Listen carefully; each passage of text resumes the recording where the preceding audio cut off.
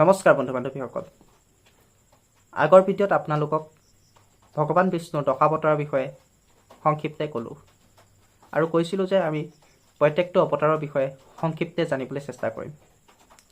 আজি মই ক'বলৈ ওলাইছোঁ ভগৱান বিষ্ণুৰ প্ৰথমটো অৱতাৰ মৎস্য অৱতাৰৰ বিষয়ে।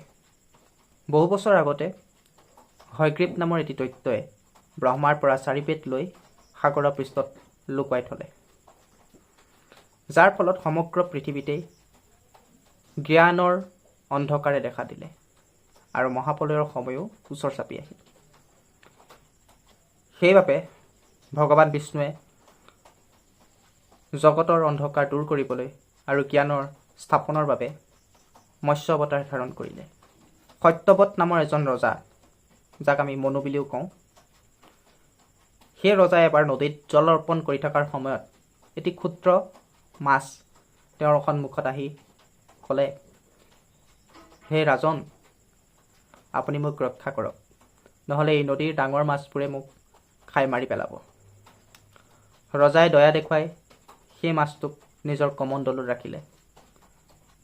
কমণ্ডলত ৰখাৰ পিছতে মাছটো লাহে লাহে ডাঙৰ হ'বলৈ ধৰিলে। তাৰপিছত ৰজাই এটি ডাঙৰ পাত্ৰত সেই মাছটো ৰাখিলে। ডাঙৰ পাত্ৰটো সেই মাছটো লাহে লাহে ডাঙৰ হ'ব ধৰিল। তাৰপিছত মাছটোক উলিয়াই এটা কুঁৱাত ৰাখিলে। কুঁৱাটো মাছটো ডাঙৰ হ'ল, কুঁৱাটো সৰু হৈ পৰিলে মাছটোৰ বাবে। তাৰপিছত তেনেকৈ নদীত ৰাখিলে, নদীৰ পৰা সাগৰত ৰাখিলে। মাছটো ডাঙৰ হৈ গৈ থাকিল। তেতিয়া ৰজাই ভাবিলে যে এইটো সাধাৰণ মাছ নহয়, নিশ্চয় কিবা ঐশ্বৰিক শক্তি আছে। তেওঁ হাতযোৰ কৰি মাছটোক ক'লে যে আপুনি কোন হয়। তেতিয়া ভগৱান বিষ্ণুৱে নিজৰ ৰূপত তেওঁক দৰ্শন দিলে আৰু দৰ্শন দি ৰজাক ক'লে, হে ৰাজন, 7 দিনৰ ভিতৰত মহাপ্ৰলয়ৰ সৃষ্টি হ'ব। গতিকে তুমি এখন নাৱত সপ্ত ঋষি, বিভিন্ন ঔষধি গছ লতিকা আৰু প্ৰত্যেকটো জীৱৰ একো যোৰা লৈ পেলাই নাৱত বহিবা আৰু মই তোমালোকক সুৰক্ষিত স্থানত লৈ থৈ আহিম। বিষ্ণুৰ কথামতে ৰজাই সপ্ত ঋষি, ঔষধি গছ লতিকা আৰু বিভিন্ন জীৱসমূহৰ একোটা যোৰা লৈ এখন নাৱত বহিল।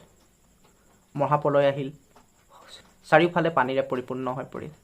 তেতিয়া ভগৱান বিষ্ণুৱে মৎস্য অৱতাৰ ধাৰণ কৰি সেই নাওখন নি হিমালয়ৰ ওচৰত সুৰক্ষিত স্থানত ৰাখিলে আৰু তেওঁ হয়গ্ৰীৱ দৈত্যৰ সৈতে যুদ্ধ কৰি 4 পেট উদ্ধাৰ কৰি ব্ৰহ্মাৰ হাতত অৰ্পণ কৰিলে। এয়াই হৈছে ভগৱান বিষ্ণুৰ প্ৰথমটি অৱতাৰ মৎস্য অৱতাৰৰ কথা। আমি সংক্ষিপ্তে জানিবলৈ চেষ্টা কৰিছোঁ। আপোনালোকে চাই যদি ভাল পাইছে, লাইক, কমেণ্ট, শ্বেয়াৰ কৰি দিব আৰু নতুনকৈ চাই থকাসকলে ফ'ল' কৰি দিব। ইয়াৰ পিছত আমি কুৰ্ম অৱতাৰৰ বিষয়ে জানিবলৈ চেষ্টা কৰিম। ধন্যবাদ।